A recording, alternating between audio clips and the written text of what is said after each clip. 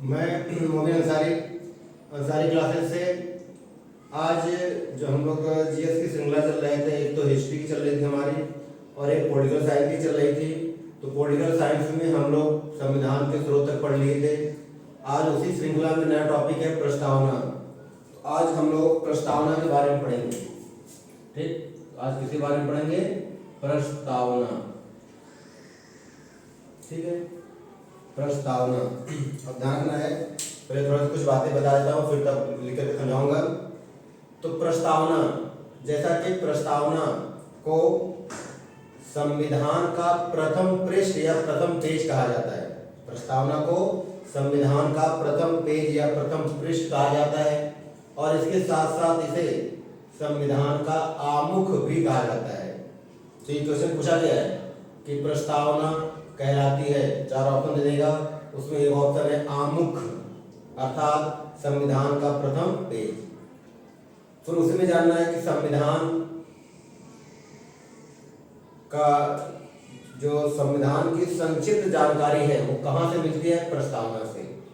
और उसके साथ साथ प्रस्तावना का जनक पंडित जवाहरलाल नेहरू को माना जाता है। और प्रस्तावना का जो आधार है, प्रस्तावना का जो आधार है वो उद्देश्य प्रस्ताव है। प्रस्तावना का आधार क्या है? उद्देश्य प्रस्ताव। और उद्देश्य प्रस्ताव पंडित जवाहरलाल नेहरू के द्वारा ही संविधान सभा के समक्ष प्रस्तुत किया गया था। तो यहाँ पे हमने दो तीन क्वेश्चन बता दिया। एक तो प्रस्तावना संविधान का आमुख या प्रथम पेज है। दूसरा बता दिया प्रस्तावना का जनक किसे कहा जाता है, तो पंडित जवाहरलाल नेहरू को। तीसरा क्वेश्चन बता दिया कि प्रस्तावना का आधार क्या है, तो उद्देश्य प्रस्ताव है। अब उसके साथ साथ हमें जानना है कि प्रस्तावना संविधान का अंग है या नहीं है। तो एक केस आया था, बेरूबारी केस। बेरूबारी केस 1960 में। इस केस में कहा गया था कि प्रस्तावना संविधान का अंग नहीं है। प्रस्तावना संविधान का अंग नहीं है और जब प्रस्तावना संविधान का अंग नहीं है तो फिर इसमें कोई परिवर्तन नहीं हो सकता। तो प्रश्न आ सकता है कि किस केस के तहत या किस वाद के तहत प्रस्तावना संविधान का अंग नहीं था। तो बेरूबारी केस कब आया था? 1960 में। उसके बाद 1773 में केशवानंद बनाम भारत संघ, केशवानंद केस आया था और इस केस के तहत सुप्रीम कोर्ट ने यह ऑर्डर दिया था कि प्रस्तावना संविधान का अंग है और जब प्रस्तावना संविधान का अंग है तब इसमें संसद परिवर्तन कर सकती है। तो प्रश्न आ सकता है कि किस केस के तहत या किस वाद के तहत प्रस्तावना संविधान का अंग है स्वीकार किया गया? तो केशवानंद बनाम भारत संघ। कब? 1973। फिर आ सकता है कि इसी को आधार मानकर 1976 में 42वें संशोधन के द्वारा प्रस्तावना में परिवर्तन किया गया और तीन शब्द जोड़े गए। कौन कौन सा? पंथ निरपेक्षता, समाजवाद और अखंडता। और ये क्वेश्चन पूछा गया है कि प्रस्तावना में अब तक कितनी बार संशोधन हो चुका है? तो केवल एक बार। कब हुआ है? 1976 में। कौन से संशोधन के द्वारा? तो 42वें। कितने शब्द जोड़े गए? 3। क्रम याद रखना, पंथ निरपेक्ष, समाजवाद और अखंडता। फिर आएगा कि क्या उसके बाद कोई परिवर्तन हुआ? तो अभी तक कोई परिवर्तन नहीं हुआ। फिर एक बार क्वेश्चन आता है कि प्रस्तावना पर कितने देशों का प्रभाव है? तो ऐसे तो कई है, लेकिन दो मुख्य आधार हैं जिन देशों का प्रभाव है, एक अमेरिका और एक ऑस्ट्रेलिया। तो प्रस्तावना पर कितने देशों का प्रभाव? मुख्य रूप से दो, अमेरिका और ऑस्ट्रेलिया। फिर उसमें जानना है कि प्रस्तावना में कितने प्रकार के न्याय का उल्लेख है। तो प्रस्तावना में 3 प्रकार के न्याय का उल्लेख है। क्रम से याद रखना है, प्रस्तावना में कितने प्रकार के न्याय का उल्लेख है? 3। कौन कौन हमें बताना है? सामाजिक न्याय, आर्थिक न्याय और राजनीतिक न्याय। कौन कौन है? सामाजिक न्याय, आर्थिक न्याय और राजनीतिक न्याय। तो सीधा प्रश्न आएगा कि प्रस्तावना में कितने प्रकार के न्याय का उल्लेख है। फिर एक और क्वेश्चन आता है इंपॉर्टेंट कि प्रस्तावना में कितने प्रकार की स्वतंत्रता का उल्लेख है। तो प्रस्तावना में मुख्य रूप से 5 प्रकार की स्वतंत्रता का उल्लेख है। ऐसे तो संविधान के अनुच्छेद 19 में 6 प्रकार की स्वतंत्रता है, लेकिन प्रस्तावना में 5 प्रकार की स्वतंत्रता का उल्लेख है। कौन कौन सा है? तो विचार की स्वतंत्रता, अभिव्यक्ति की स्वतंत्रता, धर्म की स्वतंत्रता, उपासना की स्वतंत्रता और विश्वास की। जब हम क्रम से पढ़ेंगे तो पहले हमें पढ़ना है, सबसे जो पहले आएगा वह विचार, फिर अभिव्यक्ति, फिर विश्वास, फिर उपासना और फिर धर्म। तो इस तरह से 5 प्रकार की स्वतंत्रता का उल्लेख है। और कितने प्रकार की समानता का उल्लेख है? तो 2 प्रकार की स्वतंत्रता का उल्लेख, समानता का उल्लेख है। कौन कौन? अवसर की समानता और प्रतिष्ठा की समानता। तो ये हम सारी बातें अभी करके पढ़ेंगे। तो सबसे पहला पॉइंट क्या जानना है कि प्रस्तावना का जनक किसे कहा जाता है? तो प्रस्तावना का जनक पंडित जवाहरलाल नेहरू, पंडित जवाहरलाल नेहरू को कहा जाता है। ठीक, तो पहला क्वेश्चन हो गया, पंडित जवाहरलाल नेहरू को ही प्रस्तावना का जनक कहा जाता है। दूसरा प्रश्न आता है कि प्रस्तावना का आधार क्या है? प्रस्तावना का आधार क्या है? तो प्रस्तावना का आधार है उद्देश्य प्रस्ताव। ठीक, उद्देश्य प्रस्ताव। ठीक, उद्देश्य प्रस्ताव। ठीक, तीसरा जो क्वेश्चन आ जाता है कि प्रस्तावना पर किन देशों का ज्यादा प्रभाव है? तो प्रस्तावना पर जो प्रभाव है वो मुख्य रूप से 2 देशों का है। एक है यूएसए अमेरिका और दूसरा है ऑस्ट्रेलिया। ठीक, ऑस्ट्रेलिया। ऑस्ट्रेलिया तो हम जो पढ़ते हैं हम भारत के लोग, तो हम लोग कहाँ से लिया गया? तो अमेरिका से। तो ये 3 क्वेश्चन हो गया कि प्रस्तावना के जनक कौन है? पंडित जवाहरलाल नेहरू। प्रस्तावना का आधार क्या है? उद्देश्य प्रस्ताव। प्रस्तावना पर किन देशों का प्रभाव है? तो अमेरिका और ऑस्ट्रेलिया। यहीं पर जानना है कि प्रस्तावना संविधान का प्रथम पेज है, प्रथम पेज या पृष्ठ। ठीक, तो संविधान का प्रथम पेज किसे कहते हैं? प्रस्तावना को। और इसी को आमुख भी कहते हैं। क्या कहते हैं? आमुख। और ये जानना है कि प्रस्तावना से ही हमें संक्षिप्त रूप से संविधान की जानकारी प्राप्त होती है। ठीक है, तो हो गया कि प्रस्तावना को संविधान का क्या कहा जाता है? प्रथम पेज। प्रस्तावना को ही संविधान का आमुख भी कहा जाता है। फिर नेक्स्ट पॉइंट जानना है कि प्रस्तावना किस केस के तहत? तो 1960 में एक केस आया था, बेरुबारी। ठीक, कौन सा केस है? बेरुबारी केस। ठीक है, तो बेरुबारी केस के तहत ये कहा गया था कि प्रस्तावना संविधान का अंग नहीं है। याद है ना, क्या कहा गया कि प्रस्तावना संविधान का अंग नहीं है, संविधान का अंग नहीं है। ठीक है, तो जब संविधान का अंग नहीं है तो फिर प्रस्तावना में कोई परिवर्तन या संशोधन नहीं हो सकता। सीधा प्रश्न आएगा कि किस केस में या किस बात में कहा गया कि प्रस्तावना संविधान का अंग नहीं है? तो बेरुबारी केस। फिर वहीं पर 1973 में केशवानंद, ठीक, केशवानंद बनाम भारत संघ, ठीक, भारत संघ। तो 1973 में केशवानंद बनाम भारत संघ एक वाद या केस आया था। और इस केस में सुप्रीम कोर्ट ने अपने निर्णय को, पहले दिए गए निर्णय को पलटते हुए ये कहा कि प्रस्तावना संविधान का अंग है। तो प्रश्न पूछ सकता है कि प्रस्तावना संविधान का अंग है, ये किस वाद में या कब कहा गया? प्रस्तावना संविधान का अंग है। ठीक, संविधान का अंग है। ठीक है, तो प्रस्तावना संविधान का अंग है, ये किस कब कहा गया? तो 1973 में। कौन से वाद में कहा गया? तो केशवानंद वाद में कहा गया। और ये कह दिया गया कि प्रस्तावना संविधान का अंग है तो संसद प्रस्तावना में संशोधन या परिवर्तन कर सकता है। प्रस्तावना में, संसद प्रस्तावना में संशोधन कर सकता है। ठीक, संशोधन कर सकता है।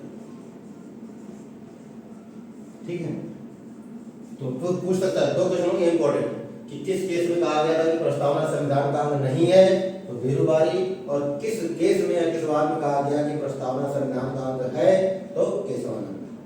कब कहा गया, तो डेट है। और इसमें क्या कहा गया कि अगर अंग है तो संसद प्रस्तावना में परिवर्तन या संशोधन कर सकती है। और हमने बताया कि इसी को आधार मानकर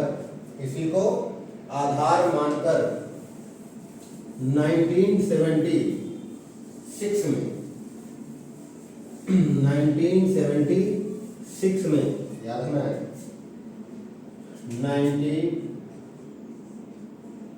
1976 में 42वें संविधान संशोधन द्वारा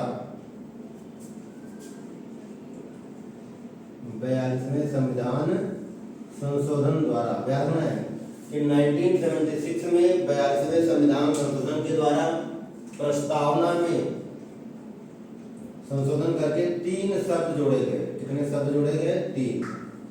ठीक है, तो याद रखना है, प्रश्न आ सकता है कि प्रस्तावना में कब संशोधन करके और कितने शब्द जोड़े गए। तो कब संशोधन किया गया, 1976 में। कौन सा संशोधन था, 42वां। कितने शब्द जोड़े गए, 3। अब तीनों के नाम बताना है। तो एक है पंथ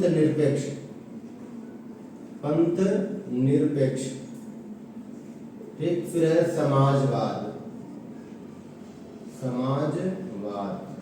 और फिर है अखंडता। ठीक, तो इस तरह से अब तक प्रस्तावना में केवल एक ही बार संशोधन हुआ है, वो 42वां संशोधन हुआ है। और कब हुआ है, 1976 में। और कितने शब्द जोड़े गए, तो ये याद रखना है। ठीक, तो इस तरह से ये हो गया कि प्रस्तावना में कब संशोधन किया गया।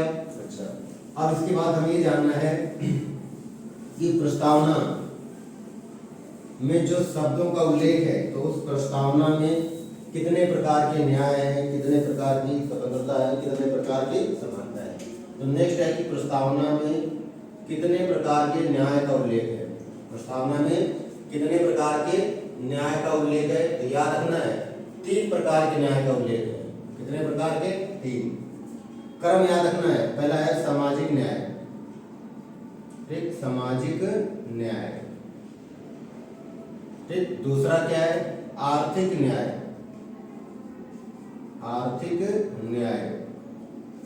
और तीसरा क्या है, राजनीतिक न्याय।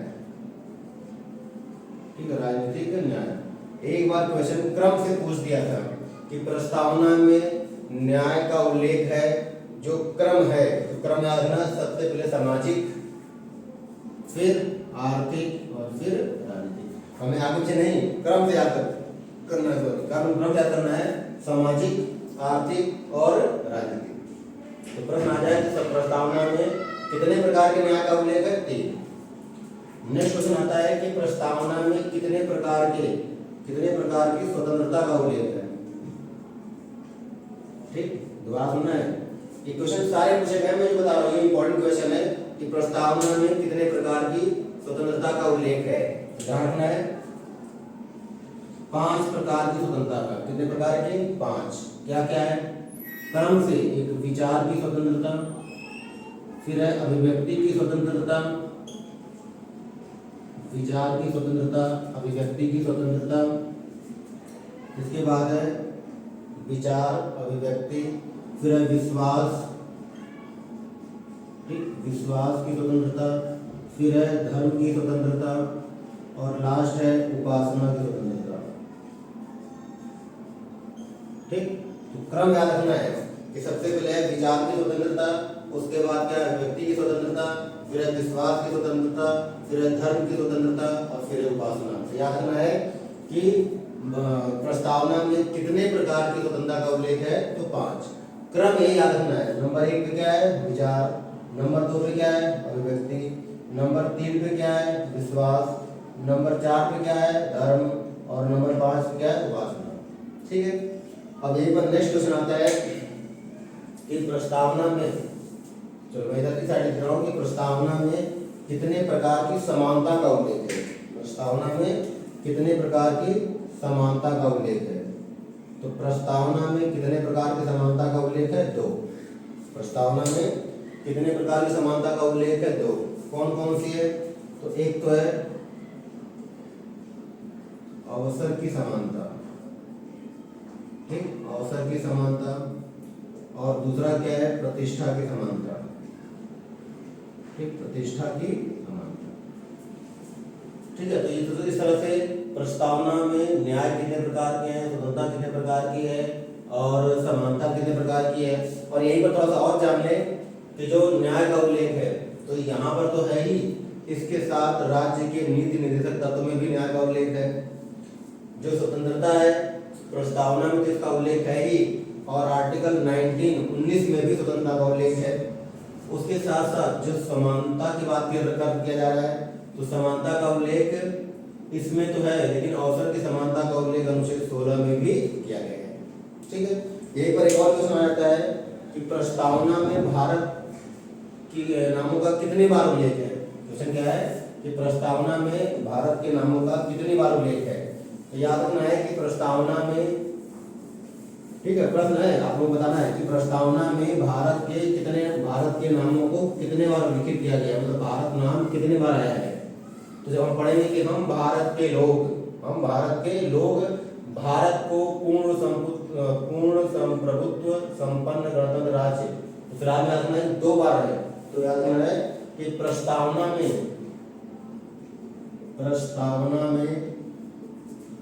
भारत, ठीक है, भारत शब्द का उल्लेख कितने बार है? 2 बार। अगर कभी आ गया तो याद रखना है कि प्रस्तावना में भारत शब्द का उल्लेख कितनी बार है? 2 बार। और हम लास्ट में पढ़ते प्रस्तावना के कि 26 नवंबर 1949 को इस संविधान को अंगीकृत, अधिनियमित और आत्मार्पित करते हैं। अंगीकृत, अधिनियमित और आत्मार्पित करते हैं। तो अंगीकृत का मतलब क्या है? स्वीकार करते हैं, और अधिनियमित का मतलब क्या होता है? लागू करते हैं। ठीक है, तो इस तरह से हमें ध्यान रखना है कि प्रस्तावना में ही ये कहा गया था कि हम संविधान को स्वीकार करते हैं, लागू करते हैं, और लागू करने की डेट क्या थी? 26 नवंबर 1949 को।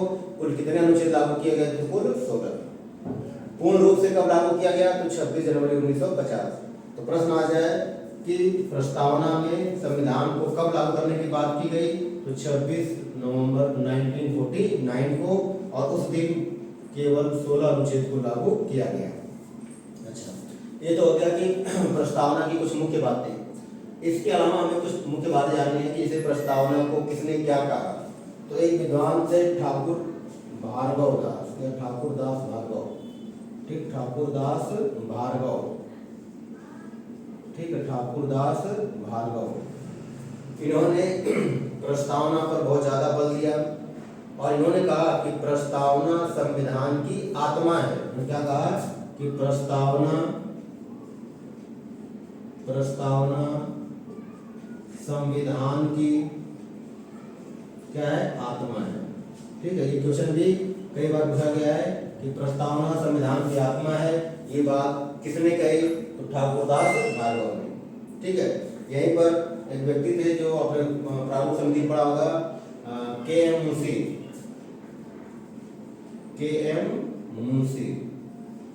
ठीक, के.एम. मुंशी ने प्रस्तावना को क्या कहा? प्रस्तावना को संविधान की जन्म कुंडली कहा। क्या कहा है? संविधान की जन्म कुंडली। ठीक है, संविधान की जन्म कुंडली कहा है। ठीक है, जन्म कुंडली का। तो याद में आ सकता है पेपर में कि प्रस्तावना संविधान की जन्म कुंडली है। ये बात किसने कही? तो के.एम. मुंशी ने। एक और विद्वान है ए.के. अय्यर। ठीक, ए.के. अय्यर ने संविधान को, मतलब प्रस्तावना को संविधान का परिचय पत्र कहा। प्रस्तावना को क्या कहा कि प्रस्तावना संविधान का क्या है? परिचय पत्र है। ठीक, संविधान का परिचय पत्र है। ठीक है, तो प्रश्न आ सकता है कि प्रस्तावना संविधान का परिचय पत्र है। ये बात किसने कही? तो ए.के. अय्यर ने। डॉक्टर राजेंद्र प्रसाद ने प्रस्तावना को संविधान का चरित्र कहा है।